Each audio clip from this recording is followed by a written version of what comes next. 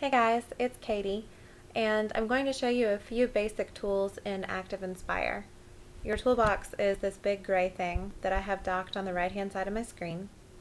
If you want to change where it's docked, click on this little gray square and you can dock it elsewhere. If you work with little kids, you may want to have it docked at the bottom so that they can use it, or docked at the top so they can't. I have mine docked on the right. And that way my students and I can access it pretty easily. You may want to have your toolbox rolled up sometimes. That just gets it out of the way. So if you're giving a lot of notes or there's a presentation that's not very interactive, this just gets your toolbox out of the way. You can still navigate through your pages this way. I generally keep my toolbox down. And then you can also pin it or unpin it. When it's unpinned, that means it kind of slides out of the way until you roll your mouse over it. And then when you move your mouse back away and click, it goes away. I don't really like to have it that way though. I just like to have it out and down so I can see what I'm working with. As far as your tools go, you have a mouse, and if you're watching this right now, you know how to use it. Congratulations! You have this tools icon, and this shows you all the tools that are available to you. So if there's anything that I show you today that you don't have in your toolbox, you can find it by clicking on that tools icon and then searching for it this way. You have a pen, which works just the way you think it might. I'm controlling it right now using my mouse by clicking and dragging my pen around. You can also use it by walking up to the board with your pen and writing on your board.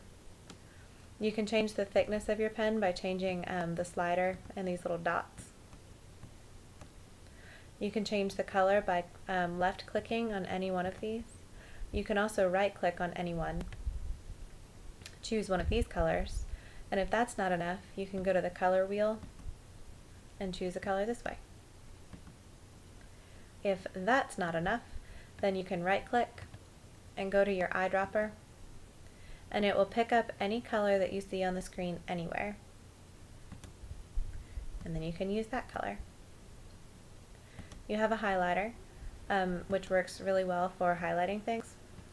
And you can change the width by playing with these sliders and dots, just like you do for the pen. And you can change the color just like you do for the pen.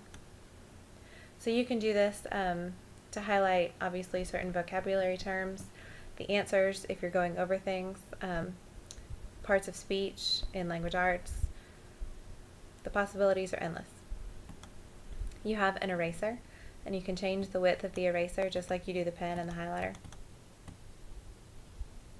It's more efficient to erase the pen and the highlighter though by clicking on your squirt bottle and saying clear annotations. You have a paint can, and that'll change your background color.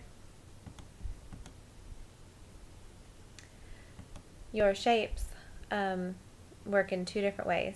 You have actual shapes, like these, and the ones that have a peach interior, that means they have an outside color and an inside color. So I'm going to make a rectangle. I want my inside color to be a light green, and my outside color to be a dark green. And you can change the width of your outline by changing, again, those width bars right there. If you click on this little tiny down arrow at the bottom of your shapes column, you can get to more shapes. So in addition to the peach insides, which look like this, you have all of these different types of arrows. And these are good, obviously, for pointing out things.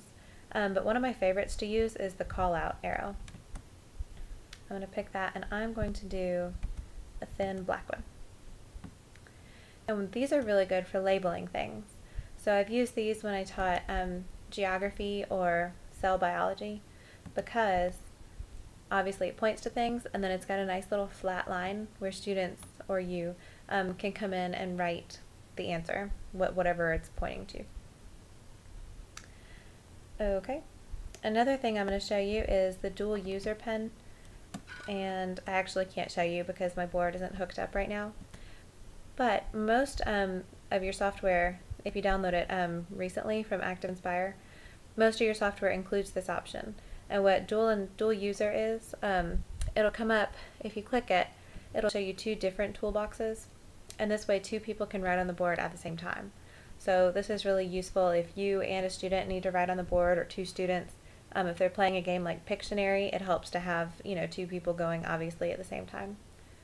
So another basic tool is your revealer. And this is useful if you're showing a lot of text at one time, or if you want to show a picture behind this and only show parts of it at a time. You can use your revealer. When you see this X, when the whole screen is covered, that means you can change the direction that you're pulling the revealer. But once you start pulling in a certain direction, you can't pull it any other direction. You have to stick with it. And to make the revealer go away, you can click up here on this gray box and say close. Or you can click on the revealer icon again and it goes away.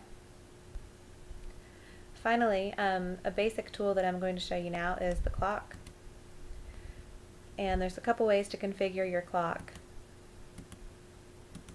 I like to have mine showing both the digital and the analog. And I'm going to set it to count down from 2 seconds just to show you how it works. I use my clock a lot to time my students' warm-ups. They always have something to do right when they come in the room, and I time them on that. And they know that I expect them to be done with it, by the time the timer goes off.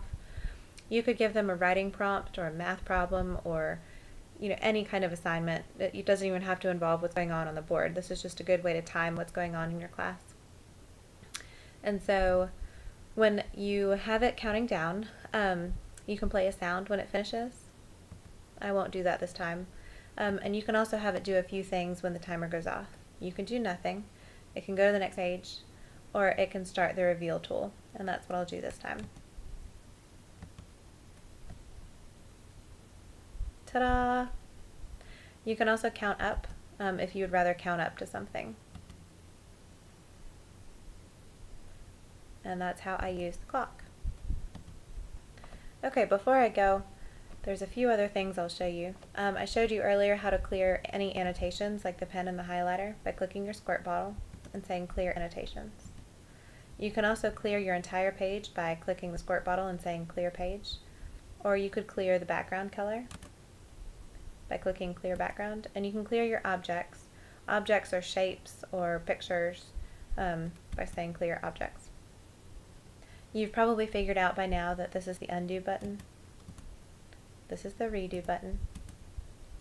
And the other thing that I find useful, because I teach 4 classes of the same prep, so I'm often using the same exact flip chart in all my classes. So I use this reset page button.